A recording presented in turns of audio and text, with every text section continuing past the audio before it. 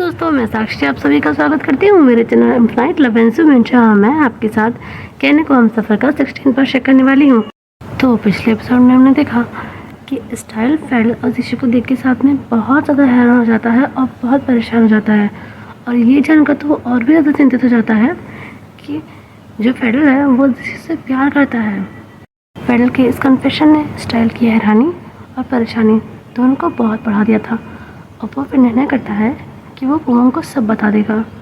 लेकिन वो फ़ोन को डायल कर ही रहा होता है, तभी उसके दिमाग में एक पॉसिबिलिटी आती है कि उसके इस फ़ोन कॉल का नतीजा क्या होगा। अगर वो पूमम को सब बता देगा तो क्या हो सकता है। उसे एक इमेजिनरी सीन दिखा जाता है जिसपे वो पूमम को सब बता देता है कि फेडल किससे प्यार करता है, और पूमम इस बात से बहुत गुस्सा हो जाती है। वो फ़ौरन ही फेडल को कॉल करती है और उससे जीशू से रिश्ता तोड़ने के लिए कहती है। फेडल उससे पूछता ही रहता है कि लाइक वो ऐसा क्यों कह रही है। जीशू बहुत अच्छा लड़का है, उससे बहुत प्यार करता है, और अभी तो उनके प्यार की शुरुआत भी नहीं हुई ठीक से। आप जीशू को जान लीजिए, ऐसे करके वो बहुत समझा रहा होता है, लेकिन पूमम को सुनना ही नहीं चाह रही होती है। पूमम एक ही रट लगा के रखी हुई होती है कि उसे जीशू से रिश्ता तोड़ना होगा और तोड़ना होगा। फेडल ने बहुत समझा रहा होता है, तो पूमम लास्ट वर्ड में कहती है कि या तो उसे जीशू को चुनना होगा या तो उसे चुनना होगा। उसे या तो अपनी उस बहन को चुनना होगा जिसके साथ वो बचपन से इतना जुड़ा हुआ है, जो उसके लिए सबसे अच्छा सोचती है हमेशा, या फिर 4 दिन से जिसे वो जानता है उस जीशू को चुनना होगा। अभी फेडल तो बहुत परेशान हो जाता है। वो फिर उसे समझाने की कोशिश करता है, पर फोन एक ही रट लगा के बैठी हुई होती है। फेडल हार कर उसे कह देता है कि ठीक है दीदी, अगर आप यही चाहती हैं तो यही सही है, लेकिन अगर जीशू मेरी लाइफ में नहीं होगा तो मेरी लाइफ ही नहीं रहेगी। वो इस बात से बहुत घबरा जाती है, लेकिन इससे पहले कि वो कुछ कहती, जो अपना फेडल था वो कॉल कट कर देता है, और उसी क्रम में जो उसकी नानी की गन रखी हुई है उनके रूम में, उस गन को ड्रॉर से निकालता है और फिर उससे खुद को शूट कर लेता है। अभी इस इमेजिनरी पॉसिबिलिटी से स्टाइल तो बहुत ज़्यादा घबरा जाता है। वो कहता है नहीं, मैं ऐसा नहीं कर सकता, मैं दी को कुछ नहीं बता सकता, आई एम सॉरी दी, पर मुझसे नहीं होगा। अभी जो पॉसिबिलिटी उसने अभी देखी थी, उस पॉसिबिलिटी से स्टाइल बहुत ही बुरी तरह से घबरा गया था। वो बेड पे बैठ जाता है और जो उसका फ़ोन होता है उसे देखता है, और फिर उसे जो बेड था उस पर फेंक देता है और अपनी आंखें बंद करता है, और वही दृश्य याद कर रहा होता है जब फेडल रोते हुए जीशू के पास गया था और उसके हाथों को होल्ड किया था उसने। उसे वही सब चीज़ें याद आ रही होती है।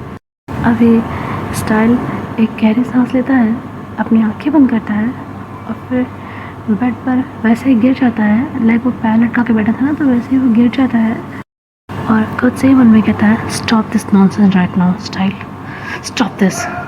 अभी यहाँ से हमारा सीन शिफ्ट होता है, हमें शाम का सीन दिखा जाता है, वो भी बहन के घर का। अभी वहाँ पर ना युवान आया होता है जीशू से मिलने के लिए, क्योंकि फेडल ने उससे बताया होता है कि उसे चोट लग गई है सीढ़ी में से गिरकर। अभी युवान तो सुनकर बहुत ज़्यादा परेशान हो जाता है, और उसे गुस्सा भी आ रहा होता है उसी के ऊपर, क्योंकि उसे लग रहा होता है कि लाइक वो इतना पराया है कि उसी ने उसे बताना भी ज़रूरी नहीं समझा कि जीशू को चोट लग गई है। उसे बहुत ही दुख हो रहा होता है, बहुत ही गुस्सा हो रहा होता है, और वो जीशू को लेकर परेशान तो था ही। तो वो हॉस्पिटल से सीधा ही यहाँ पर आया था अपने जीशू से मिलने के लिए। अभी इस मोमेंट तक जो वोशी था वो भी ऑफिस से आ गया था, और जो म्यान थी वो बताती हैं उसको कि जो युवान है वो आया है जीशू से मिलने के लिए। अभी वोशी तो एकदम हैरान है, फिर वो समझ आता है कि उसे पता कैसे चला होगा। खैर वो अभी जीशू के रूम के पास आता है, लेकिन अंदर नहीं जाता, वो बाहर ही खड़ा होता है। अभी वो देखता है कि युवान और जीशू जो है वो बातें कर रहे हैं। युवान जीशू को बहुत ही चेयरअप करने की कोशिश कर रहा होता है, हालांकि वो भी ज़्यादा बात करने वाला इंसान है नहीं, लेकिन स्टिल वो ट्राई कर रहा होता है कि वो जीशू का मूड थोड़ा ठीक कर सके। अपने हॉस्पिटल में जो फ़नी इंसिडेंट्स होते हैं वो बता कर वो उसे हंसाने की कोशिश कर रहा था, और उसकी ट्रिक्स काम भी आ रही थी। जीशू को बहुत अच्छा लग रहा होता है उसकी बातें सुनकर, और उसे बहुत हंसी भी आ रही होती है, और वो ये सब बाहर से ही देख रहा होता है, और उसे भी उन दोनों को साथ ऐसे हंसते खिलखिलाते देखकर बहुत अच्छा लग रहा होता है। हालांकि वो जानता था कि ईवान को उसने कुछ नहीं बताया जीशू के बारे में, तो उसे बुरा लगा होगा, लेकिन वो खुद ही इतना परेशान था फैमिली की टेंशन, ऑफिस का काम, इन सब के चक्करों में फंसकर उसके दिमाग से निकल ही गया था कि उसे युवान को भी बताना चाहिए इस बारे में। बट अब क्या ही कर सकते हैं, अब तो उसे कॉन्सिक्वेंसेस झेलने ही थे। जीशु जब युवान की बातें सुन रहा था, उसके ध्यान वोशी पे जाता है तो वो उसे देखते हुए ही कहता है, वोशी भैया आप बाहर क्यों खड़े हैं, अंदर आ जाइए। अभी जो युवान होता है वो भी पलट के फिर वोशी की तरफ देखता है। अभी वोशी फिर अंदर आता है और युवान से देखता है और कहता है, हाय वोशी। अभी वोशी पता नहीं क्यों युवान की ऐसी स्टाइल्स देखकर और उसके मुंह से हाय सुनकर काफ़ी घबरा गया होता है। वो फिर भी कहता है अपने आप को संभालते हुए, हाय हाय युवान। अभी वोशी फिर ऋषभ के बेड के इस साइड आके बैठ जाता है क्योंकि उस साइड पर युवान बैठा हुआ था। अभी वोशी फिर ऋषभ से कहता है, ऋषभ स्टिल बहुत दर्द हो रहा है। अभी ऋषभ नामे से रहता है और कहता है, अब तो बहुत कम हो गया है। अभी वोशी कहता है, तुम दवाई ली। अभी ऋषभ कहता है, जी। अभी वोशी कहता है, पेन कहाँ है। अभी ऋषभ कहता है, वो नहाने गए हैं। अभी वोशी उसका पे नोट करता है। अभी युवान कहता है ऋषभ से, अच्छा ऋषभ अब मैं चलता हूँ, मैं कल फिर तुमसे मिलने आऊँगा, ठीक है, अपना ख्याल रखना। जब तुम ठीक हो जाओगे ना तो हम सब कहीं बाहर चलेंगे। अभी ऋषभ उसके पे नोट करता है। अभी युवान वोशी की तरफ बिना देखे वहाँ से चला जाता है। अभी वोशी युवान की जाने वाले डायरेक्शन की तरफ ही देखता है। अभी कहता है, ऋषभ मैं अभी आया। अभी ऋषभ भी नोट करता है और वोशी युवान के पीछे पीछे जाने लगता है। अभी उन दोनों के जाने के बाद ही जब अपना बहन आता है वो बाथरूम से नहा कर आता है और आते ही ऋषभ से पूछता है, युवान चला गया। अभी ऋषभ उसकी तरफ पलट के देखता है पर वो कुछ रिप्लाई नहीं कर पाता तो ना सही अपना फेस साइड कर लेता है क्योंकि जो बहन था वो फिलहाल शर्टलेस ही बाहर आया था और उसके लिए तो कोई बड़ी बात थी नहीं क्योंकि कोई पहली बार थोड़ी है। बट अभी ऋषभ को तो बहुत ही एम्बैरेसमेंट हो रही होती है। वो चिढ़कर ही कहता है, शर्म नहीं आती आपको, इस रूम में ऐसे घूम रहे हैं। लाइक यूजुअली तो वैन ऐसे नहीं आते बाहर, पर फिलहाल थोड़ा जल्दी में था क्योंकि ऋषभ की दवाई का समय हो रहा था तो वो जल्दी में ही ऐसे ही चलाया था। लेकिन ऐसा भी नहीं था कि ऋषभ ने पहली बार उसे ऐसे देखा था, वो पहले भी वैन को ऐसे देख चुका था पर वो पहले की बात थी। बट अभी वैन कह सकते तो ऋषभ के ऐसे रिएक्शन से एकदम ही कन्फ्यूज हो जाता है। वो कहता है, एक्सक्यूज़ मी, शर्म आना चाहिए मुझे, रूम में ऐसे ही घूम रहा हूँ, क्यों आना चाहिए मुझे शर्म, पहली बार रूम में ऐसे घूम रहा हूँ क्या, या पहली बार तूने मुझे ऐसे देखा है। अभी जो ऋषभ था वो ये तो समझ रहा था कि वैन जो कह रहा है उसमें पॉइंट तो है, वो कह तो सही रहा था तो वो कुछ नहीं बोलता है और जैसे बैठा हुआ था वो वैसे ही बैठा रहता है। अभी वैन उसे देखता है और वो देख पा रहा था कि ऋषभ काफ़ी ज़्यादा एम्बैरेस हुआ है अभी के इंसिडेंट से। अभी उसे देख कर वैन स्माइल करता है और फिर उससे कहता है, तुम्हें क्या हुआ है ऋषभ, आज से पहले तुमने ऐसे रिएक्ट तो कभी नहीं किया। और ऋषभ कुछ नहीं बोलता है। अभी वैन फिर जो उसकी शर्ट थी उसे पहन लेता है और ऋषभ के पास ही आके बैठ जाता है और जो उसकी दवाई थी वो उसे देता है। ऋषभ चुपचाप से दवा खा लेता है। अभी वैन कहता है, एक बात कहूँ। अभी ऋषभ कहता है, जी बोलिए। अभी वैन कहता है, तुमने इतने टाइम बाद भले ही मुझसे झगड़ा किया अभी पर मुझसे बात की, अगर तुम मुझसे इस तरह से भी बात करोगे तो मुझे शर्टलेस घूमने में कोई दिक्कत नहीं है। अभी जो ऋषभ होता है वो से पिलो उठाता है और उसके ऊपर मारता है, कहता है, बदतमीज़ हो गए हैं आप। अभी वैन उसके हाथ पे हल्के से हंसता है और फिर उसकी चिन पकड़ता है। ऑब्वियसली उसने ग्लव्स पहने हुए थे, उसकी चिन पकड़ कर वो कहता है, क्योंकि निर्दयी हो गए हैं आप, अब आपसे बात करने के लिए कुछ ना कुछ तो करना ही पड़ेगा क्योंकि वो सीधे सीधे तो आप मुझसे बात करेंगे नहीं, है ना। अभी ऋषभ वैन को देख रहा होता है और वो काफ़ी टाइम वैन को इतना खुश देख पा रहा था और वैन खुश था अभी फ़िलहाल क्योंकि ऋषभ ने उससे इतने टाइम बाद बात की थी, सुबह भी बात की थी और अभी भी बात की थी, तो उसे बहुत अच्छा लगा था, उसे बहुत खुशी हो रही थी। तो अभी ऋषभ को देख के बहुत अच्छा लगा था, उसे बहुत सुकून मिल रहा था। अभी फिर ऋषभ से अपनी नज़र हटाता है और वापस से ही नीचे की तरफ देखने लग जाता है। अभी वैन उसे देखता रहता है, फिर कहता है, तुम मेरे को मैं तुम्हारे लिए खाना लेकर आता हूँ, ठीक है। और ये बोलकर वो वहाँ से चला जाता है। अभी ऋषभ उनको जाते हुए देखता रहता है। फिर जो हेडबोर्ड था उस पर अपना सर लगा लेता है और फिर मन में ही कहता है, और कितने दिन मुझे बहन के साथ ये सब करना पड़ेगा, कितने दिन। अभी हमें युवान और वुशी को दिखाया जाता है जो कि मिस्टर एंड मिसेस जैन के पास ही बैठे हुए थे। लाइक अभी आपको कहीं जाना है, लाइक अपने घर जाना, तो आप सीधे सीधे तो नहीं जा सकते ना, जो आके बड़े हैं उनसे बात करके ही जाएंगे।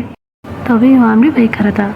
अभी युवान फिर कहता है, अच्छा अंकल, अच्छा आंटी, अब चलता हूँ, बहुत देर हो रही है। अभी जो मिस्टर जैन थे वो और मियान फिर उसे परमिशन दे देते हैं और मियान कहती हैं, वुशी तुम युवान को बाहर तक छुड़ाओ। युवान कहता है, नहीं आंटी कोई बात नहीं, वुशी तुम रेस्ट करो, अभी भी काम से आए हो, तुम आराम करो, मैं चला जाऊँगा। अभी जो वुशी होता है वो कहता है, मैं आ रहा हूँ साथ में। अभी युवान कहता है, मैं कह रहा हूँ ना वुशी, तुम आराम करो। अभी वो नॉर्मल टोन में ही बात कर रहा था, बस उसके टोन में हल्का गुस्सा था जो कि वहाँ पर बाकी लोग नोटिस नहीं कर रहे थे, लेकिन वुशी समझ रहा था। Guys I am very sorry, ये अंकल फिर से नहाने आ गए और फिर से ऐसे गाना गा रहे हैं, अब मैं इनका क्या ही करूं, प्लीज़ आप सब मुझे माफ़ कर दीजिएगा प्लीज़। खैर अब हम कहानी की तरफ बढ़ते हैं। अभी युवान वहाँ से चला आता है पर वुशी उसके पीछे पीछे ही आ रहा होता है। अभी युवान आगे आगे जा रहा होता है और वुशी पीछे पीछे आ रहा होता है। वुशी कहता है, युवान मेरी बात तो सुनो, युवान लिसन टू मी यार, प्लीज़ मेरी बात सुनो। अभी युवान ना तो वुशी की कोई बात सुनने को तैयार था और ना ही उससे कुछ बात करना चाहता था, तो वो तेज़ कदमों से जो उसकी कार थी उसकी तरफ आ ही जा रहा था और वो उसके पीछे पीछे आ रहा था। अभी युवान जो गेट खोलने वाला हैंडल होता है ना, उस पर हाथ रखता है और वुशी उसके हाथ पर हाथ रख देता है। अभी युवान उस तरफ देखता है और कहता है, क्या?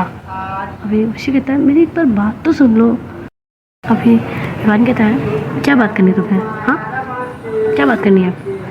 जो चीज़ तुम्हें मुझे बतानी चाहिए थी वो तो तुमने बताई नहीं, अब तुम ऐसा क्या बोलोगे जो तुम्हारे रीजंस को जस्टिफाई करेगा? और जब मैं इतना ही बताया हूँ कि जीशु की हालत के बारे में मेरे जानने का कोई अधिकार नहीं है, then what the hell are you doing here? अभी वुशी कहता है, मैं तुम्हारा गुस्सा समझता हूँ पर एक बार मेरी बात तो सुन लो। अभी युवान कहता है, ठीक है, बोलो क्या बोलना है तुम्हें? अभी वुशी कहता है, ये घर में सिचुएशन कितनी ख़राब है, मैं ऑफिस में था और घर में इतनी टेंशन थी और ऑफिस का इतना काम था कि मेरे दिमाग से निकल गया। आई स्वेयर युवान अभी अपने आप सॉल्व करता है और कहता है, और रियली? अभी वुशी कहता है, हाँ आई स्वेयर कि ऐसा कोई मतलब नहीं है मेरा। और ये तुम क्या कह रहे हो, तुम पराये हो? मैंने कभी तुम्हें पराया नहीं समझा है, समझे? तुम और फेडरल इस घर के मेंबर की तरह हो, पराये नहीं हो। और मैंने सिर्फ इसलिए तुम्हें नहीं बताया क्योंकि मुझे खुद याद नहीं था, मेरे कोई ऐसे इंटेंशंस नहीं थे। और मैंने तो फेडरल को भी नहीं बताया था, फेडरल को तो मैंने नहीं बताया, शायद इसलिए कि वो घर पे आ जाएगा तो दिशा को थोड़ा मन में रहेगा। अभी युवान उसकी बात को अच्छे से प्रोसेस करता है और फिर रियलाइज़ करता है कि वुशी ठीक ही तो कह रहा है यार, उस बेचारे को घर भी मैनेज करना होता है, ऑफिस भी मैनेज करना होता है, इतनी सारी टेंशन रहती है उसको, ऑफिस की, घर की, ऐसे में नहीं रहा होगा उसे ध्यान। अभी उसे अपनी गलती रियलाइज़ होती है, वो एक डीप ब्रेथ लेता है, फिर वुशी के पास आता है और कहता है, I am sorry, I am very sorry Vushi, मुझे तुम्हें समझना चाहिए था इस सिचुएशन में और मैं तुम पर ही बरस गया, आई एम वेरी सॉरी। अभी वुशी कहता है, कोई बात नहीं। अभी युवान वुशी के दोनों हाथों को होल्ड करता है और कहता है, एंड ऐसा कभी नहीं करूँगा, आई प्रॉमिस। अभी युवान वुशी के दोनों हाथों को पकड़ता है और कहता है, एंड ऐसा कभी नहीं करूँगा, आई प्रॉमिस। अभी वुशी कहता है, युवान इतनी भी बड़ी बात नहीं हो गई, तुम इतना गिल्ट क्यों फील कर रहे हो? अभी जो युवान होता है वो कहता है, बड़ी बात है। और फिर वुशी के हाथों को छोड़ देता है और उसके दोनों गालों को पकड़ता है और उसके फोरहेड पे किस करता है। फिर कहता है, तुम्हें पता है तुम्हारे ऐसे लोग ना बहुत कम होते हैं जो घर को और ऑफिस को इतनी अच्छी तरह से मैनेज कर लेते हैं। I am so proud of you Vushi, really, दिल से कह रहा हूँ। आप ही वुशी का तो पूरा चेहरा ब्लश हो गया होता है क्योंकि यार पहली बार कोई उसकी इतना क्लोज आ गया, उसको हाथे पे किस किया था और मानसिक की किसकी तो बात ही निराली होती है। वो सबसे ज़्यादा अफेक्शनेट लगता है। अभी जब विवान अपनी बात बोल लेता है तब वो उर्शी की फेस की तरफ ध्यान देता है और वो देखता है कि उर्शी एकदम ही फ्लश फ्लश हो रखा है। उसने अपनी नज़रें भी नीचे रख रखी हुई हैं और चुपचाप बस वहाँ पे खड़ा है। अभी जो विवान होता है उसे उर्शी इतना क्यूट लग रहा होता है, इतना ज़्यादा क्यूट लग रहा होता है। वो उसे हग करता है और हग करके फिर वो उसके जो ईयर्स थे उसके पास कहता है, तुम बहुत क्यूट हो यूशी, बहुत ज़्यादा। It's really hard to control myself in front of you. अभी यूशी को तो और भी ज़्यादा ब्लश आने लग जाती है। अभी ईवान फिर यूशी की गाल पे किस करता है। अभी ईवान फिर यूशी से अलग हो जाता है और उसके दोनों शोल्डर को पकड़े हुए होता है और कहता है, okay I think I should leave now, कि it's really getting hard for me to control myself. अभी वशी जो होता है वो हंसता है और युवान के चेस्ट पर एक हल्के से पंच मारता है। अभी युवान भी हंसना चाहता है और कहता है गुड नाइट। बड़ी कहकर जो उसकी कार का गेट था उसे वो वापस से खोलता है। तभी वशी से रोकते हुए कहता है युवान। अभी युवान उसका देखता है और कहता है हाँ।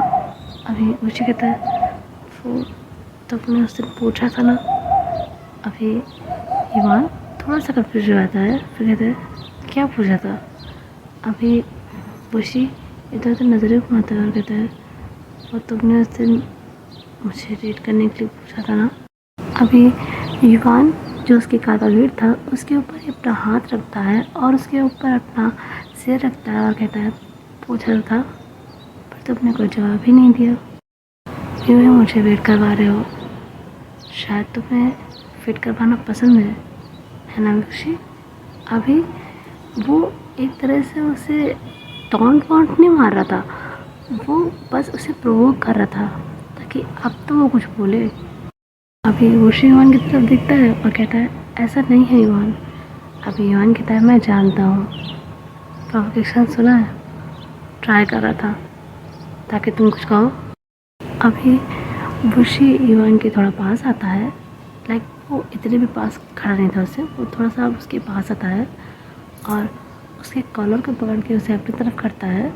और युवान तो एकदम ही शॉक हो जाता है, लाइक ये लड़का अभी थोड़ी देर पहले ब्रश कर रहा था and now he is grabbing his collar. Yuvan की आंखें शॉक्ड और एक्साइटमेंट दोनों से भर गई थी। वो उसे देखे ही जा रहा था। अभी वशी कहता है इतना इंतज़ार करवाने के बाद करना कह दूँ तो। अभी युवान कहता है कहना है तो कह दो, कोई ज़बरदस्ती तो नहीं कर सकता ना मैं तुम्हारे साथ। अभी जो युवान होता है उसके फेस के पास वशी जाता है और बहुत करीब जाने के बाद वो साइड में चला जाता है, लाइक उसके ईयर्स के पास, और कहता है पर मैं तुम्हें निराश नहीं करूँगा, मैं तुम्हें डेट करने के लिए तैयार हूँ। और ये कहकर वो अब युवान के गाल पे किस करता है और फिर वो पीछे हट जाता है एक एक कर, लेकिन उसने स्टिल युवान की कॉलर को पकड़ा हुआ था और उतनी ही नज़दीकी में वो खड़ा था। अभी युवान तो वशी को हैरानी से देखे ही जा रहा था कि लाइक फाइनली वशी ने उसे हाँ कह दी तो बहुत ही खुश था और बड़े ही प्यार, एडोरेशन और शौक से उसे देखे जा रहा था। अभी वशी जो होता है तो युवान को हल्के से धक्का देता है और कहता है अब घर जाओ, बहुत रात हो गई है, गुड नाइट। अभी युवान वशी को कुछ समय तक तो ऐसे देखते रहता है और वो सब कुछ भी हुआ सबको प्रोसेस कर रहा होता है। एंड फाइनली जब वो यकीन कर लेता है कि ये सब सच है तो एक बार फिर से वशी की तरफ देखता है और स्माइल करता है और कहता है गुड नाइट। और ये बोलकर वो फिर जो उसकी कार थी उसमें बैठ जाता है एंड फाइनली वहाँ से चला जाता है। वशी युवान की गाड़ी को जाते हुए देखता ही रहता है और फिर जब कार चली जाती है तो वो भी फिर स्माइल करते हुए अंदर आ जाता है। एंड अभी स्टोरी में कुछ दिन का लीप और आता है, लाइक ये लास्ट लीप है, पक्का कह रही हूँ, कसम से कह रही हूँ, लेकिन स्टोरी में कुछ चीज़ों के लिए लीप की ज़रूरत है यहाँ पर, इसीलिए मैं लीप को ऐड कर रही हूँ। तो प्लीज़ मुझे माफ़ कर दीजिएगा गाइस, प्लीज़ मुझे माफ़ कर दीजिएगा गाइस। एंड सो अभी स्टोरी में ना थोड़ा सा लीप आता है जिसमें शीशु की जो चोट थी ना वो अब हील हो गई होती है, लाइक इतनी भी हील नहीं हुई होती है बट अब जितनी गहरी वो थी ना उतनी तो नहीं थी अब वो।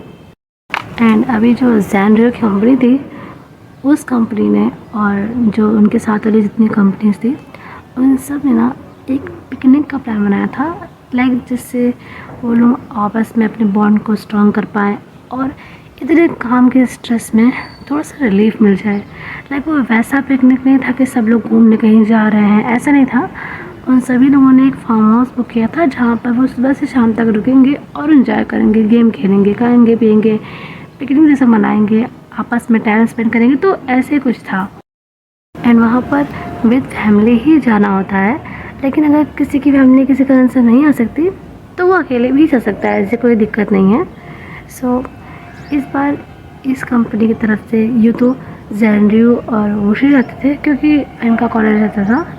एंड ऑब्वियसली जो मिसेस जैन थी वो जाती थी, पर वैन ही नहीं जाता था क्योंकि उसके लिए अगर ऐसी पार्टीज़ में या फिर ऐसे पिकनिक पे जाओ तो उसका एक दिन बर्बाद हो जाता पढ़ाई का, तो वो नहीं जाता था।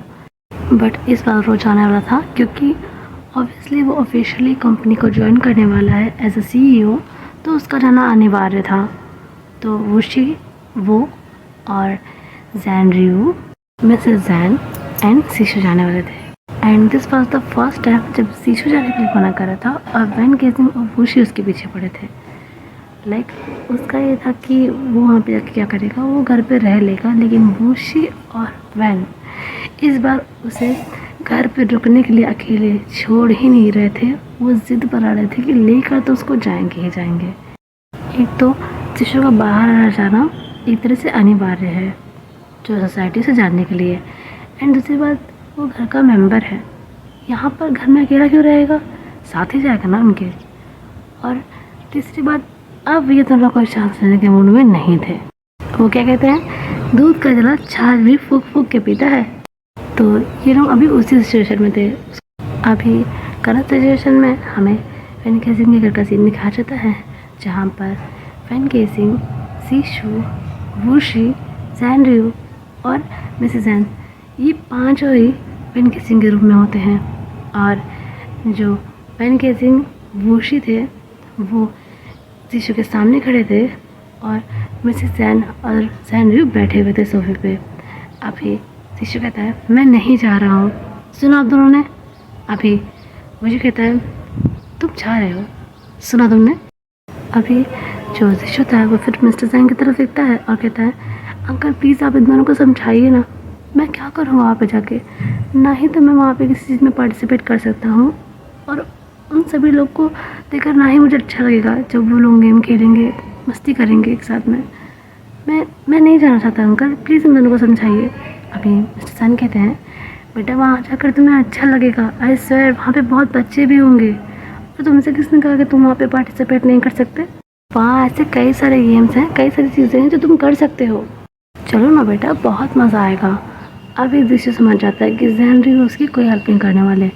वो मिसेस जैन की तरफ देखता है। अभी मिसेस जैन देख रही होती है कि दृश्य को नहीं देख रहा है, तो वो कुछ बोलता उससे पहले ही वो अपने हाथों को हैंड्स अप वाले सिचुएशन में कर लेती हैं और कहती हैं आई एम सॉरी बेटा, मैं तुम्हारी कोई हेल्प नहीं कर सकती। अभी कहता है पर आंटी इन लोगों को आप तो समझा सकती हैं। अभी मिसेस जैन कहती है हाँ समझा सकती हूँ, पर मैं समझाऊंगी नहीं, ये तो बच्चों की बात है, मैं इन सब में पढ़ के क्या ही करूँगी बेटा। एंड पॉइंट तो यही है कि हम लोग तुम्हें अकेला नहीं छोड़ सकते और वहाँ जाना भी ज़रूरी है, तो चलो ना बेटा बहुत मज़ा आएगा। अभी सीशु के पास अब कोई चॉइस रहती ही नहीं, तो वो कहता है ठीक है आंटी, जैसे आप लोगों की इच्छा। ये मिसेस जैन सीशु के पास आती है, उसके सर पे हाथ फेरती हैं और कहती है मेरा अच्छा बच्चा, आप लोग यहीं रुकिए, मैं आप सभी के लिए कॉफ़ी बना के आती हूँ। अभी ये अगर वहाँ से चली आती हैं और फिर जैनरियो भी वहाँ से जो उनका रूम था वहाँ पर चले जाते हैं थोड़ी देर में। अभी वहाँ पर वुशी और वैन रहते हैं। अभी वुशी कहता है वैसे सीशु, ये जो ड्रेसेस हैं जो अभी लाए हैं हम, इनमें से तुम्हें कौन सी पसंद है। अभी सीशु वुशी को घूर के देखता है और कहता है मेरा मन ही नहीं जाने का, तो कोई भी पहन लूँगा क्या फ़र्क पड़ेगा। अभी वुशी सीशु की नाक को पकड़ता है और कहता है इतना गुस्सा। अभी वैन कहता है देखा ही कहा तुमने अभी इसका गुस्सा, मुझसे पूछो, मैं तो स्टिल इसके गुस्से का प्रकोप झेल रहा हूँ। अभी जो सीशु होता है वो वैन को घूर के देखता है और वुशी तो हंसने ही लग जाता है। अभी वो चीज़ कुछ बोलने ही वाला होता है, तभी उसको कॉल करता है ऑफिस से। वो कॉल स्क्रीन की तरफ देखता है, फिर शीशु और वैन की तरफ देखता है और कहता है you guys please carry on, मैं अभी आया और जब तक मैं आऊँ ये ड्रेस फाइनल हो जानी चाहिए, ठीक है। और ये बोलकर वहाँ से चला आता है। अभी वैन और शीशु ही बचते हैं रूम में। अभी शीशु वैन को फुल्ली इग्नोर करते हुए जो वैन और वुशी उसके लिए ड्रेसेस लाए थे, लाइक वो 10-12 जोड़ी ले आए थे कल के फंक्शन के लिए, क्योंकि शीशु साथ में गया नहीं था बिकॉज ऑफ ऑब्वियस रीजन वो नहीं चलना चाहता था।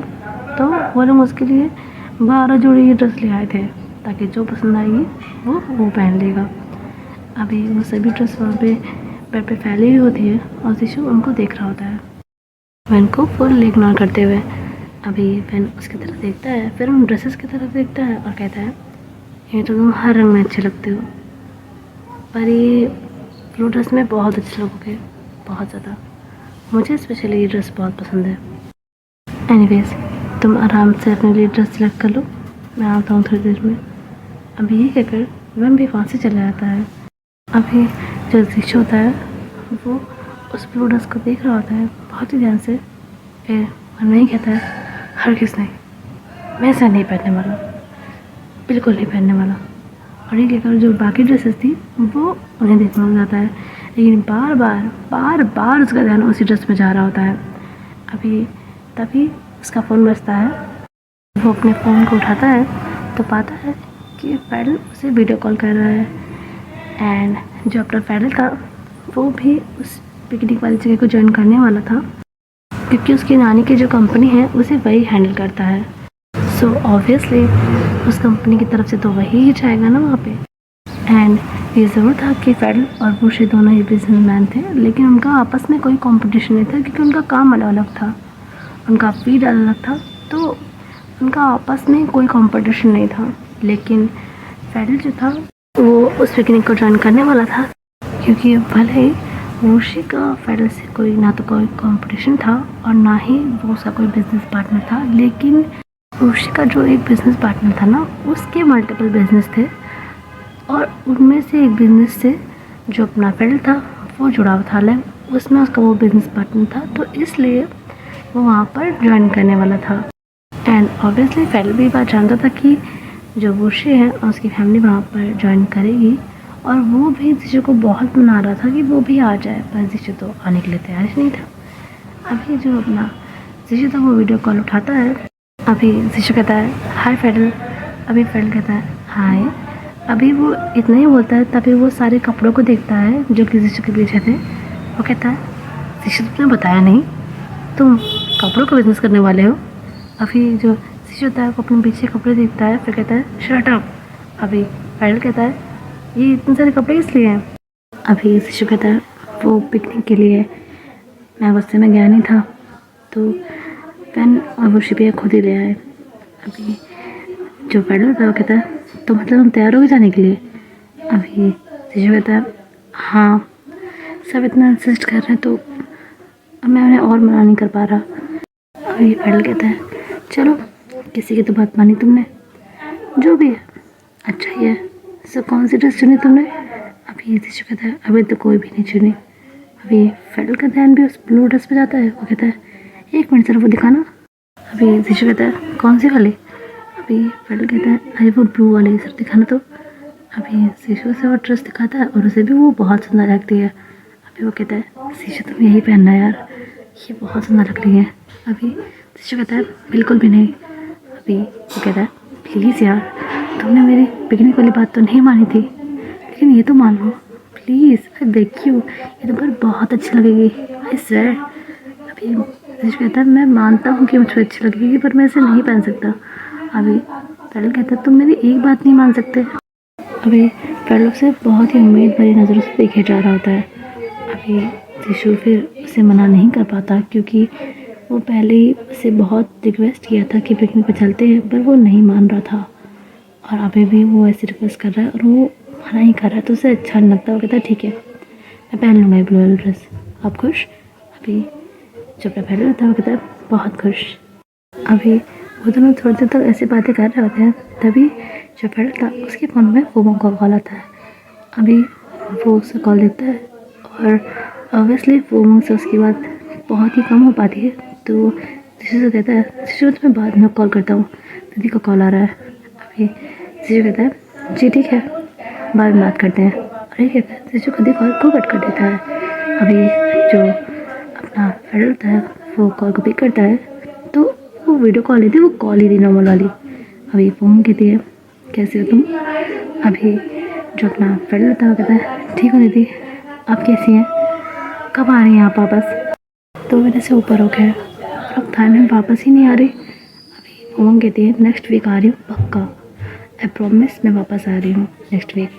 अभी बस ये शादी अटेंड हो जाए फिर मैं आऊँगी। अभी फ्रेंड कहता है ठीक है, वैसे आपके लिए एक सरप्राइज़ है।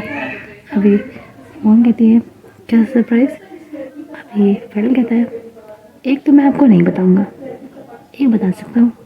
अभी फ़ोन कहती है अच्छा जो बता सकते हो वही बता दो। अभी फ्रेंड कहता है दीदी आई एम इन लव। अभी फ़ोन कहती है अरे दैट्स ग्रेट, कौन है वो। अभी फ्रेंड कहता है एक लड़का है। अभी फ़ोन कहती है ओह दैट्स नाइस। आगे अभी फ्रेंड कहता है मैं उससे बहुत प्यार करता हूँ, शादी करना चाहता हूँ, बट अभी मैंने लाइक हमारा भी कुछ फिक्स नहीं है। मतलब मैं उससे शादी करना चाहता हूँ पर मैंने अभी उससे कुछ कहा नहीं है, क्योंकि मुझे नहीं लगता कि वो मुझे उस तरह से पसंद करता है। बट मैं उससे शादी करना चाहता हूँ बहुत सीरियस से लेकर। मैं आपसे इस बारे में बात करना चाहता था बहुत टाइम से, सोचा आप आ जाएँ फिर आपको बता दूँ, बट आपको आने में बहुत टाइम लग रहा है, मुझसे ना रहा नहीं जा रहा, तो मैंने आपको सोचा कि ऐसे ही बता दूँ। अभी फ़ोन कहती है वेट करवाने के लिए मैं बहुत समय बनाती हूँ, लेकिन अगर मेरे भाई को कोई पसंद आया है तो वो लाखों में क्या करोड़ों में एक होगा। अभी फिर कहता है वो है दीदी, वो है करोड़ों में एक। अभी फ़ोन कहती है फैमिली में कौन कौन है। अभी वो कहता है कोई भी नहीं है, फ्री फैमिली वो ऑर्फन है दीदी। अभी फ़ोन को काफ़ी बुरा लगता है सुनकर, वो कहती है ये तो बहुत ही बुरी बात है। अभी फ्रेंड कहता है जी मैं उसे बहुत चाहता हूँ दीदी। अभी फ्रेंड कहता है एक प्रॉब्लम है जो मेरे लिए प्रॉब्लम नहीं है, लेकिन अगर आपको उसके बारे में सब बता ही रहा हूँ तो आपको जानना ये भी ज़रूरी है। अभी फ़ोन कहती है हाँ मैं सुन रही हूँ बताओ। अभी फ्रेंड कहता है वो एक रेयर केस से जूझ रहा है, एक डिफरेंट काइंड ऑफ पेशेंट है वो। अभी जो अपना मम्मी वो कहते हैं I didn't get it, what do you mean. अभी वो कहता है एक रेयर तरह की सिचुएशन है उसकी, वो इतना ही कहता है। तभी वो कहती है यू मीन एड्स। अभी वो कहता है नहीं दीदी ऐसे कुछ नहीं है, but it's a different kind of situation. अभी जो अपना मम्मा होती है वो कहती है लुक बात चाहे कोई भी हो, चाहे कोई कैसा भी पेशेंट हो, प्यार करने का हक सबको है, जानते हो नहीं तुम। अभी फ्रेंड कहता है जानता हूँ दीदी। अभी फ़ोन कहती है प्यार पाना प्यार करना इस दुनिया में रहने वाली हर जीव हर मनुष्य का अधिकार है। इट डजंट मैटर वो किस सिचुएशन में है, क्या हालत है उसकी, पर अगर तुम उससे प्यार करते हो तो उस प्यार को निभाना ज़रूर, ठीक है। अगर सब कुछ जानते हो पूछते भी तुम उसके साथ रहना चाहते हो तो तुम्हें इस निर्णय को अंत तक निभाना होगा, उसके साथ कभी मत छोड़ना, समझ रहे हो ना तुम। अभी फ्रेंड कहता है जी दीदी समझ रहा हूँ, मैं जानता था कि कोई मेरे निर्णय को समझे ना समझे आप ज़रूर समझेंगे। वो कहते हैं शुक्रिया, पर तुमने कब सोचा इसे प्रपोज करने का। अभी फ्रेंड कहता है दीदी अभी तो नहीं, अभी तो आई थिंक वो मुझे उस तरह से पसंद नहीं करता है। अभी वो कहती है जो भी करना है जल्दी करो, क्योंकि समय को देख कर नहीं आया है, समझे। क्या पता कल क्या हो जाए, क्या पता जिसे तुम अपने दिल में बसाना चाहते हो उसके दिल में कोई और ही बस जाए। इसलिए बेहतर यही होगा जितनी जल्दी हो सके उसे प्रपोज करो। अभी फैडल इस बात को थोड़ा सा सोचने लग जाता है क्योंकि फ़ोन की बात पे पॉइंट तो था। और अभी ना ऐसा सीन था कि फैडल कार चला रहा था। वो कार चलाते हुए जो ब्लूटूथ पे बात करते हैं ना वो ऐसे कर रहा था बात। और अभी रेन हो रही थी, मतलब वर्षा हो रही थी और वो वर्षा में ही ड्राइव कर रहा था। और ये सब चीज़ सोचने लग जाता है तभी फोन जो थी वो उसके ख्याल से बाहर लाती है और कहती है हे ये फॉरगॉट समथिंग। अभी वो कहता है क्या दीदी। अभी फोन कहती है अरे बुद्धू तुमने मुझे उस लड़के का नाम तो बताया ही नहीं। अभी फ्रेंड कहता है oh shit I really forgot it. अभी वो नाम बताने ही वाला होता है तभी उसका ख्याल जो उसकी चलती कार थी उससे गाड़ी के बाहर जाता है। अभी जहाँ वो शिष्य का नाम लेने वाला था फोन को बताने के लिए वहीं वो कहता है स्टाइल। अभी फोन कहती है क्या। अभी फ्रेंड कहता है दीदी मैं आपसे बात करता हूँ ओके। अभी फोन कहती है हुआ क्या है। अभी जब फैडल था वो कहता दीदी मैं आपसे बात करता हूँ ना बाद में, ऐसी कोई परेशानी वाली बात नहीं है पक्का कोई परेशानी वाली बात नहीं, मैं आपसे बात करता हूँ बाय। और ये कहकर वो कि कुछ कहने कुछ करने से पहले ही जो फैडल था वो कॉल कट कर देता है। दरअसल जब फ़ोन को फैडल शिशु नाम बताने वाला था तो उसने स्टाइल को देखा था जो कि फुटपाथ होती है ना उसके ऊपर खड़ा था और आसमान की तरफ देख रहा था और भीग रहा था जबकि बारिश बहुत तेज़ हो रही थी। और इसीलिए जो फैडल था वो स्टाइल का नाम ले लिया था।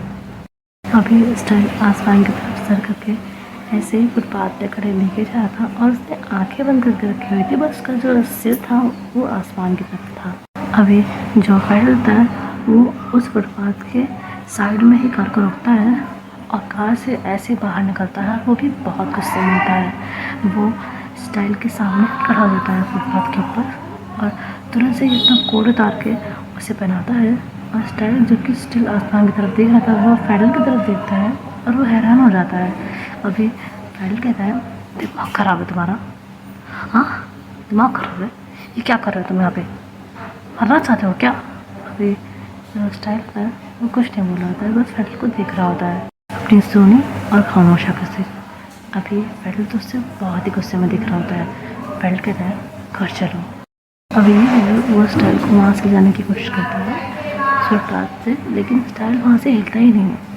अभी फैडल रुक जाता है और वापस स्टाइल की तरफ पलट के देखता है। स्टाइल कहता है आप चाहिए मैं आ जाऊँगी जब मेरा मन करेगा। अभी जो स्टाइल होता है उसकी ये बात सुनकर फैडल का गुस्सा सातवें आसमान पे चला जाता है। कहता है but did you just said.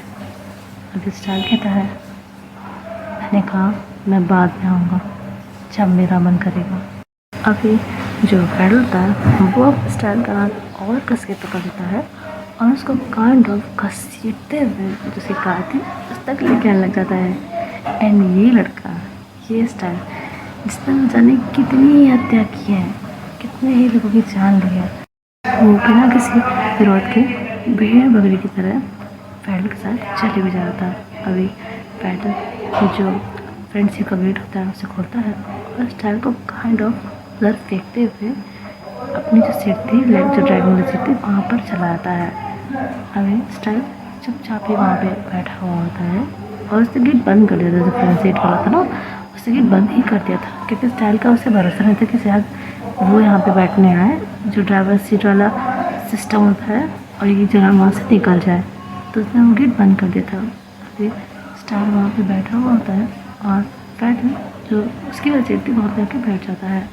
अभी फैडल जो ड्राइविंग प्रोसेस स्टार्ट करने से पहले एक बार स्टाइल की तरफ देखता है जिसने अपना सर अब जो सीट का वो ऊपर वाला हिस्सा नहीं होता है जिस पर सर रखते हैं उस पर टिका लिया होता है अपनी आँखें बंद कर ली होती हैं। अभी फैडल स्टाइल से अपनी नज़र हटाता है और फिर हेडशेक करता है और फिर ड्राइविंग करने लग जाता है। अभी ड्राइविंग करने के बाद वो उस लोकेशन पे आ जाता है लाइक जहाँ पे स्टाइल और फिल्मों का घर था वहाँ पे वो आ जाता है और फिर वो कार को रोकता है और स्टाइल की तरफ देखता है और कहता है स्टाइल उठो घर आ गया है। अभी स्टाइल कोई रिस्पॉन्स नहीं देता। अभी फैडल कहता है स्टाइल उठो घर आ गया है। अभी जो स्टाइल था स्टिल कोई रिस्पॉन्स नहीं था क्योंकि वो सो गया था। अभी जो फैडल होता है वो उसे उठाने का सोचता है और जस्ट उसके शोल्डर पे हाथ रख के उसको झंझोर के उसे उठाने वाला ही होता है। फिर उसके अंदर स्टाइल की फेस पे पड़ती है। लाइक वो इतने प्यार से सो रहा होता है ना कि फैडल का तो दिल ही मेल्ट हो जाता है। उसका मन ही नहीं हो रहा होता है कि वो उसे उठाए, पर हर काम दिल के हिसाब से तो नहीं किया जा सकते ना, प्रैक्टिकली भी सोचना पड़ता है। अभी जो फैडल होता है वो फिर स्टाइल के शोल्डर को पकड़ता है और कहता है, हे स्टाइल, स्टाइल उठो। अभी स्टाइल फिर से कोई रिस्पॉन्स नहीं देता है। अभी फैडल वापस से हेडशेक करता है और फिर उसके पास आता है, उसकी जो सीट बेल्ट थी ना उसको निकालने लगता है। एंड अभी वापस से उसका खाना स्टाइल की तरफ जाता है जो कि स्टिल सो रहा होता है। अभी स्टाइल और फैडल का फेस कोई ज़्यादा दूर नहीं होता, लाइक क्लोज ही होता है। एंड अभी वो स्टाइल को देखने ही लग जाता है। ऑब्वियसली उस तरह से नहीं, लाइक जैसे देखते हैं प्यार वाले लोग वैसे नहीं, बस वो देख रहा होता है केयर और कंसर्न भरी नज़रों से। अभी फैडल फिर स्टाइल के फेस पे जो बिखरे बाल थे जो उसके माथे पे थे उन्हें साइड करता है और जो उसकी सीट थी उसकी दूसरी साइड अपना हाथ रखते हुए कहता है, क्यों कर रहे हो ये सब अपने साथ? तो अपनी ज़िंदगी बर्बाद करने पे लगे हुए हैं दोनों स्टाइल। क्या मिल रहा है इसको करके? इतने हार्श तो अपने साथ कैसे हो सकते हो? इतना बेरहम कोई खुद के लिए कैसे हो सकता है स्टाइल? मत करो ये सब प्लीज़। अभी वो ये कि फिर स्टाइल को कंसर्न भरी नज़र से देख ही रहा होता है, तभी स्टाइल अपनी आँख खोल देता है और उन दोनों की नज़रें आपस में मिल जाती हैं। एंड फिलहाल के लिए इतना ही गाइस, मैं मिलती हूँ आपको मेरी सेकेंड FF हेल्थ सीक्रेट के सेकेंड पार्ट में, लाइक नेक्स्ट पार्ट में। हाँ, मैंने सोचा है कि अब 2 पार्ट इसके लाकर उसका एक अपडेट ना लाऊँ, पहले इसको ले आऊँ फिर हेल्थ सीक्रेट को ले आऊँ फिर उसको ले आऊँ, मतलब इसी वाली FF को, कहने को आप सफ़र को। सो अब ऐसे ही करूँगी। तो हम मिलते हैं हेल्थ सीक्रेट के नेक्स्ट पार्ट में। तब तक के लिए वीडियो पसंद आया हो तो लाइक कर दीजिएगा, चैनल पर नए हैं तो सब्सक्राइब कर दीजिएगा, वीडियो को शेयर कर दीजिएगा एंड कमेंट में 6 बजे तो लिख दीजिएगा गाइस।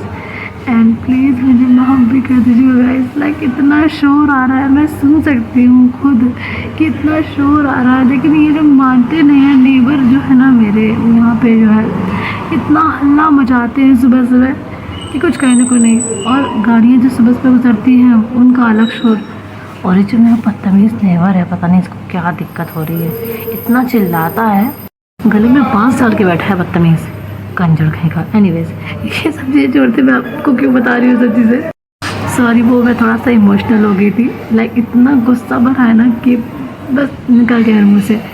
सो फिलहाल मैं साक्षी आप सभी से विदा लेती हूँ, मिलती हूँ हेल्थ सीक्रेट के नेक्स्ट चैप्टर में। तब तक के लिए बाय बाय, जय वंशु, please take care of yourselves guys, love you all, bye.